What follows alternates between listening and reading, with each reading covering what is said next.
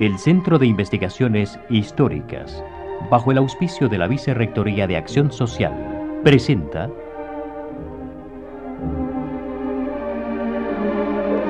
Las Voces del 48. Un encuentro con los hombres y las mujeres que vivieron esta guerra civil.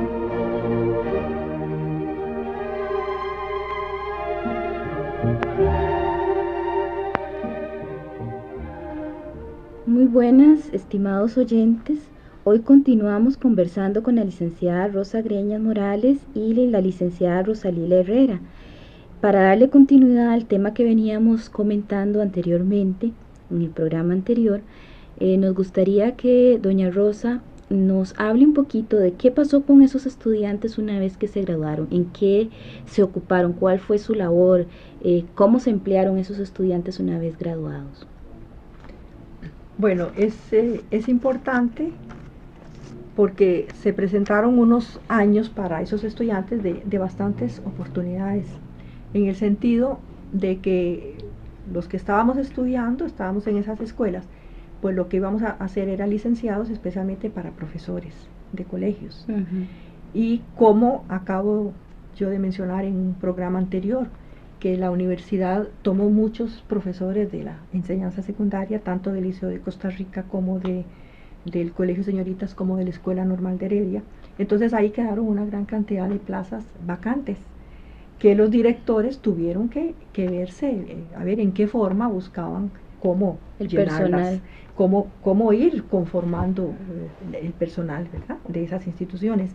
Y entonces ahí es donde gente muy joven empieza a trabajar. Por ejemplo, en mi caso, a mí me solicitaron ya dar clases en el Colegio Señoritas. Yo recuerdo que la directora era la llamada Rosario Quiroz. Yo no me había graduado, yo tenía 19 años. Sin embargo, me solicitaron dar clases de historia y geografía en el colegio. Y yo seguí estudiando y ya impartiendo lecciones. Otras compañeras les pasó lo mismo. Y no solo, digamos, en historia y geografía, también en ciencias, en física, en química.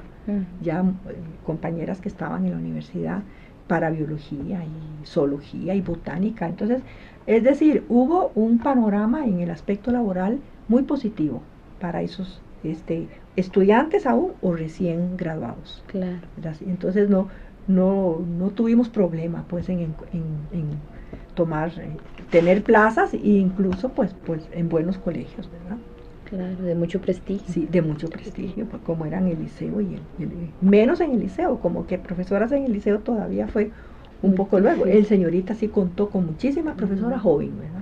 Entonces ahí hay un aspecto generacional muy importante, un grupo de profesores ya de muchos años de trabajar que nos veían que hayamos sido sus antiguas alumnas y esa generación nueva que llegó de jóvenes a impartir clases. ¿Y en el plano educativo qué significó esa nueva generación? Pues mire, muchos profesores nos recibieron bien. Algunos nos recibieron con un poquito de temor. Quizá temor porque, bueno, quizá no confiaban aún en nuestras capacidades o conocimientos, o es muy lógico, un temor, una rivalidad, ¿verdad? Claro. Ellos dicen, vienen de una universidad, quizá traen nuevos sistemas, nuevos métodos, nuevos conocimientos. Y en realidad, y siempre un profesional tiene esas ideas. Entonces, ya digo, yo noté que había esos dos aspectos, un poquito de temor y luego, pues, el hecho de decir, bueno, ¿cómo irá a resultar esta joven profesora en comparación a nosotros? ¿Sí? Doña Rosita, en esos años, la enseñanza primaria hasta entonces había sido como de la reforma de fines de siglo pasado, la que había tomado más impulso. Con esta nueva generación de profesionales que se incorporan al trabajo en la enseñanza secundaria, entonces se le dio todavía más fortaleza a la enseñanza a los colegios, ¿verdad? Y se amplía un poco lo que es la cobertura a nivel geográfico, porque recuerdo que los colegios estaban muy concentrados en el área central del país. Sí. Con ya las generaciones que se desarrollan posteriormente, entonces se cubre la necesidad de personal para colegios de segunda enseñanza. Para colegios, más que en esos años, es que después del 40, ¿verdad? Especialmente 50 ya crece mucho nuestra población. A partir del 50. La población de primaria y secundaria va creciendo muchísimo, entonces es cuando el Ministerio de Educación tiene que abocarse a la fundación de otros colegios, ¿verdad? Claro. Tanto en San José como en zonas rurales, ¿verdad? Tienen que irse formando otros colegios secundarios.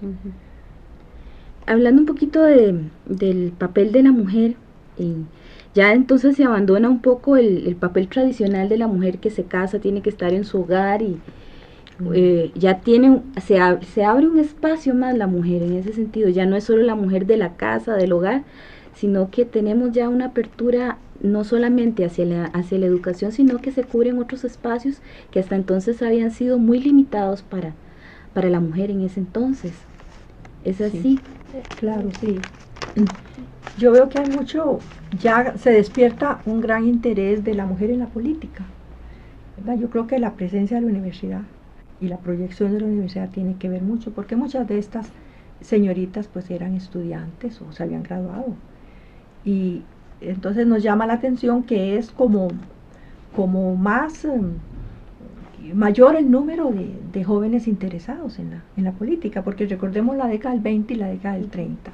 Recuerden que era casi solo muchas de ellas maestras eran militantes, activistas de las famosas ligas en la década del 20, y luego en el 31 con el Partido Comunista. Pero quizá la participación política de la mujer se circunscribía solo al grupo socialista comunista, ¿verdad? Vemos que grupos contestatarios, jóvenes de otras tendencias no figuraban. Había o muchas limitaciones o no había interés. Pero yo creo que después del 40 y la proyección de la universidad sí ya tiene que ver. Primero porque ya al haber señoritas estudiando en la universidad, ellas van a estar muy cerca de los jóvenes. Por ejemplo, estos jóvenes que fundaron el Centro para el Estudio de Problemas Nacionales van a tener gran cantidad de amigas, de compañeras, sus novias, sus esposas, y ellas se interesan por ese centro. Entonces, al interesarse por ese centro, también lógicamente se van a interesar por los problemas nacionales. Esos años son años de una intensa actividad. Se están conformando esos grupos de los sectores medios, ¿verdad? Que están pidiendo espacios de acción política y económica. Y usted, doña Rosita, considera que esas mujeres, aunque no tuvieran en ese momento un papel destacado, claro, sin embargo van a estar presentes. Van a estar muy cerca del centro, ¿verdad? Y luego también recuerden que cuando el centro se transforma en el Partido Socialdemócrata en el año 45, la situación, hay como más unión. Yo recuerdo que ellos hacían reuniones, este partido hacía reuniones, invitaban a jóvenes. Y no era solo invitarlas para que alistaran mesas, hicieran sándwiches y eso, no. Las invitaban a oír charlas, a discusiones, a conferencias. De ahí los señores del centro, Rodrigo Facio, Gonzalo Facio, Daniel Udubera, Alberto Cañas, Arnoldo Jiménez Zabaleta, don Isaac Felipe y Carlos Monge. Es decir, preocupados por la educación. Era un grupo realmente de una gran excelencia académica y con grandes inquietudes nacionales. Doña Rosita, en esos años se empieza a gestar un movimiento propiamente universitario, el movimiento estudiantil universitario va, digamos, adquiriendo su perfil y vemos cómo hay una gran relación casualmente en lo que usted acaba de tocar en ese centro de estudios para los problemas nacionales y sectores que están pidiendo también ir a la universidad. ¿Cómo era ese movimiento? ¿Cómo se fue articulando? ¿Cómo se fue conformando el movimiento estudiantil? Era solo, pareciera, por lo menos, que el vigor está en la Escuela de Derecho, que ahí salen los cuadros más representativos. Sin embargo, nos interesaría saber qué pasaba con las otras escuelas. Usted nos ha dicho pues que había una gran relación, el caso incluso de las mujeres de la escuela de la Facultad de Ciencias y Letras, pero ¿había algún tipo de organización que los involucrara a todos? Bueno, yo creo que la Escuela de Derecho en esto es pionera y líder, ¿verdad? Porque recuerde que había una asociación de estudiantes de Derecho, que era muy importante, y esa es la simiente del Centro para el Estudio. Sí, la mayoría de esos muchachos van a estar en el centro, que después llegaron agrónomos y llegaron economistas y llegaron otros, pero la simiente fue la Escuela de Derecho. Y los profesores que alimentaban, bueno, Brenes Mesén, por ejemplo. Sí, ese fue el mentor del centro, ¿verdad? ¿Y Brenes Mesén estaba en la universidad? Bueno, don Roberto Brenes Mesén se había formado en Estados Unidos, sí. Y había laborado ahí muchos años, pero ya cuando él regresó a Costa Rica estuvo de lleno con el centro y participando en las actividades políticas. Pero dentro de la universidad. Bueno, por lo menos en la facultad donde yo estuve, en los años que yo estuve, no. Quizá en años después de que yo me egresé, quizá que sí él. ¿Existiría algún resentimiento de esos intelectuales importantes que sentían que no tenían cabida en la universidad? Bueno, posiblemente la universidad trató de atraerlos, ¿verdad? Pues porque era gente muy valiosa, como el caso de este señor Brenes Mesén García Monge, ¿verdad? Que son también pilares de la cultura nacional. Incluso del prestigio de Costa Rica, hay que ver el prestigio de un García Monge a nivel latinoamericano, sí, ¿verdad? O de don Roberto Brenes Mesén. Entonces, yo sí creo que ellos participaron activamente en actividades universitarias. Doña Rosita, a mí me interesa mucho el asunto de la mujer, volviendo a esa cuestión. Usted hablaba un poco de la proyección de la universidad, y a mí me gustaría que nos mencionara algunas de esas mujeres que fueron estudiantes en esos primeros años de esa universidad y después se proyectan a la sociedad costarricense, que nos mencionara, bueno, el caso suyo, que lo tenemos aquí presente, ¿verdad? Pero sí nos gustaría que nos mencionara de esa generación el nombre de algunas de esas mujeres que se han destacado en la política nacional, por ejemplo, que era el tema que veíamos hace un rato. Bueno, digamos, de esas graduadas, tenemos que mencionar a Victoria Garrón. Claro. Elsa Orozco también participó en actividades políticas, ¿verdad? Aunque no fue diputada, no tuvieron cargos. Nini Chinchilla. Chinchilla ingresó a la universidad en el 42 y en la sección de historia. Doña María también estuvo embajadora. Sí, María de Lines, que también figuró como ministra consejera, ¿verdad? En la embajada. Claro. Sí, y el caso de Ligia y yo militamos ya desde que pudimos votar, militamos en partido político, en Liberación Nacional, ¿sí? Desde esos años. Entonces sí, hay una gran relación en esas primeras graduadas estudiantes de esos años. Sí. Retomando lo de la mujer que Mariana planteó, pareciera que las mujeres que salen de la universidad, por lo que usted nos dijo hace un rato, van a ir a la educación, porque, bueno, muy bien las historiadoras es el campo, ese es el campo, no es otro, pero estoy pensando, por ejemplo, en las que entraron a la escuela de agronomía, las que entraron a farmacia, pareciera que siempre la sociedad les tenía señalado que fueran a ser educadoras, más que todo. Sí, bueno, las de esas disciplinas menos, ¿verdad? Menos. Porque, por ejemplo, el caso de esta compañera Miedith Chaverri, que se graduó de agrónoma, ella, muy joven entró a trabajar ya en la propia universidad, en laboratorios y en profesora universitaria, ya como y casó con aquel señor Sáenz Maroto, don Alberto Sáenz Maroto, agrónomo, y entonces ambos trabajaban en mucha investigación, trabajaron ellos, sí. Muchos años, ¿verdad? Muchos años. Sáenz Maroto. Sí, Sáenz Maroto fue su marido. Miras qué cantidad de archivo interesante de la universidad. Sí, y luego las farmacéuticas en boticas, en farmacias, sí. En farmacia. Sí, menos en colegios. Claro que los que impartían química en los colegios secundarios eran farmacéuticos. Mis profesores del colegio señorita eran farmacéuticos y daban química. Y entonces después también que tenemos profesoras dando esa materia, ellas se habían graduado en la universidad. Claro. Hablando un poco, bueno, ya de esos años tan polémicos, hemos tocado un poco de lo que era la política. ¿Cómo se vivió esa situación tan polémica? Porque esas administraciones fueron tremendamente polémicas. ¿Cómo se vivía eso en la universidad? No se involucró la universidad, no se involucraron los estudiantes. Ya vimos que de alguna manera sí, porque estaban muy relacionados con las organizaciones intelectuales y políticas. Pero qué sé yo, en la vida universitaria se discutía un poco acerca de la situación nacional o por ejemplo los años de la Segunda Guerra Mundial, la situación que se vivía en esos años, ¿se discutía en la universidad o la universidad vivía parte de esa situación nacional? No, lógicamente se discutía, y no solo se discutía, sino que se vivía. a nosotros como estudiantes universitarias nos tocó pues muchos años de la Segunda Guerra. Entonces, por ejemplo, yo recuerdo las limitaciones para libros, ¿verdad? Era casi imposible, ¿verdad?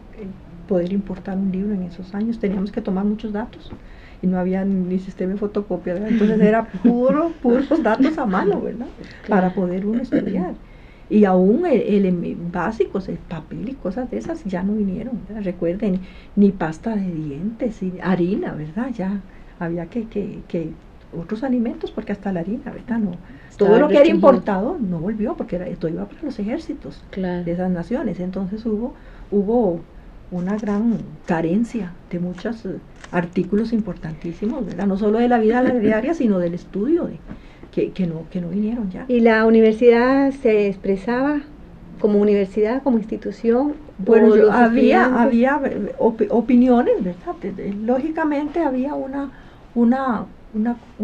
gran apoyo a la causa de los países aliados. Eso sí notaba yo. La mayoría de los estudiantes y profesores apoyaban la causa aliada, ¿verdad?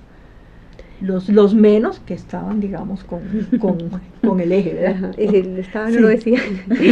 Sí. Y para entonces incluso se habla de crear un comité para la defensa de la soberanía en estos años y ponerse a la orden del gobierno para lo que considerara necesario ante el peligro de la guerra. Y porque recordemos que Costa Rica le declaró la guerra al eje, ¿verdad? Entonces, pues todo eso, se comentaba mucho en la prensa, ¿verdad? Tuvo una gran participación, los estudiantes, los profesionales. Y ya los sucesos del 48, porque pareciera percibirse una gran efervescencia, con altercados profesor-alumnos, entre alumnos y alumnos, huelgas en relación porque se agredió a un profesor o porque pareciera que todos los sucesos del 48 también se están viviendo. Sí, lógicamente que sí, ya a mí me tocaron esos como graduada, ¿verdad? Ya propiamente esos años, pero digamos en esos años de estudiante y luego ya de profesora de señoritas, era como que había una gran conciencia de lo que estaba pasando en el país. Recordemos que el Centro para el Estudio de Problemas Nacionales y el Partido Socialdemócrata también recuerden pues toda la labor de Diario de Costa Rica de don Otilio Late, ¿verdad? Que fue una labor mucho desde formación ciudadana. Entonces había un gran respeto para el sufragio, era uno de los derechos que más se aquilataba y más se trataba de defender. Entonces al venir el gran fraude del año 44, ¿verdad? Que fue escandaloso, entonces ahí ya hay una reacción fuertísima, ¿verdad? Del centro y de los estudiantes y en general señoritas, de los es cuando se quita a Corina Rodríguez de la dirección. Bueno, recuerde que fue la campaña electoral en que participó don León Cortés y don Teodoro Picado, ¿verdad? Y entonces, bueno, en esos años recordemos que las elecciones las manejaba el Ejecutivo, entonces era muy fácil cometer fraude, y ese fraude fue escandaloso, y fue a través de ese fraude que llegó al gobierno don Teodoro Picado. Pero entonces digamos, la protesta, la reacción, la indignación en algunos casos de esa situación se fue gestando, como usted dice, fue una efervescencia completa que fue preparando el terreno para los hechos del 48, ¿verdad? Doña Rosita, hablando de su práctica profesional un poco, ¿qué problemas se enfrentaban en la enseñanza secundaria? Porque usted dice, bueno, yo me gradué en el 46 y pasé directamente ya a ser profesora en el colegio de señoritas. ¿Qué tipo de problemas se enfrentaba ya en la práctica profesional, ya saliendo de la universidad? Que usted dice, bueno, yo tenía 19 años, estaba muy joven. ¿Cómo estaba esa enseñanza secundaria en esos años? Sí, bueno, quizá Mariano, antes de contestarle eso, quisiera hacer otro comentario que yo encuentro que es importante. Ajá, claro. El hecho de que estas jóvenes estudiantes de la universidad, algunas graduadas, se interesaran tanto por la vida nacional, ¿verdad? Que tuvieran esa relación y que estuvieran en cierta forma, hasta podemos decir, bien informadas a través de esos partidos políticos. Eso hace que en esos jóvenes de esos partidos se vaya creando una conciencia de que la mujer tiene que tener derechos políticos. Entonces yo creo que el hecho de que la Constitución del 49 otorgar a la mujer los derechos políticos. Esto se comenzó a gestar muchísimos años atrás, en esos años, ¿verdad? En que los jóvenes decían, bueno, es que es necesario que estas jóvenes puedan votar ya. No solo ellas opinan y participan, ya que sean ciudadanas de la nación. Entonces eso favoreció el hecho de que la mujer llegara a tener al año 49 sus derechos políticos. Eso en cuanto a la proyección, yo encuentro que también es una proyección política de la universidad, desde luego. Ahora, ya en esos años en que yo entré a trabajar, yo entré en el año 43, siendo todavía alumna de la universidad. Era estudiante. Era estudiante de la universidad. Entonces, ahí podemos decir, estos colegios tenían como una gran estabilidad. No solo estabilidad económica, sino estabilidad en cuanto a sus profesores, en cuanto a la dirección. Dependían, como hasta el momento, directamente del Ministerio de Educación. Pero entonces yo recuerdo que allí no había mayores congojas económicas, ¿verdad? Digamos, los años de guerra sí un poco, pero por ejemplo, los edificios estaban bien instalados, los materiales, los mapas, todo lo que se necesitaba, ¿verdad? Que lógicamente se afectó con la guerra, eso sí, se tuvo que ver afectado con la guerra. Después había una relación muy grande de profesor-estudiante, pues porque eran estudiantes digamos, en que los hogares en esos años, yo veo que los hogares estaban cerca del colegio como habían estado cerca de la escuela. Y las familias de esos años eran familias muy cuidadosas de los valores morales, ¿verdad? De los principios religiosos. Era muy urbano. Muy urbano. Y familias que todas se conocían, ¿verdad? De los barrios se conocían. Y entonces ellas, a pesar de que ya la señorita estaba en otra etapa de su educación, pero siempre estaba muy cercano el hogar al colegio. Claro. Eso es importante, ¿verdad? Sí. Bueno, realmente ha sido muy interesante la conversación del día de hoy. Le agradecemos muchísimo a doña Rosita su presencia aquí y la posibilidad de haber estado con nosotros en 2 oportunidades. Lo mismo le agradecemos a la licenciada Rosalila Herrera también su presencia aquí. Coordinó en esta oportunidad Mariana Campos y en la labor técnica Fernando Mora.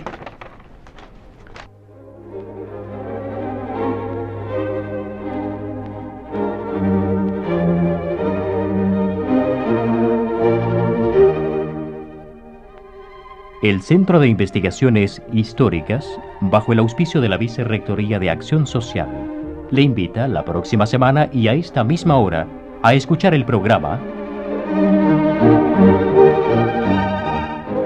Las Voces del 48.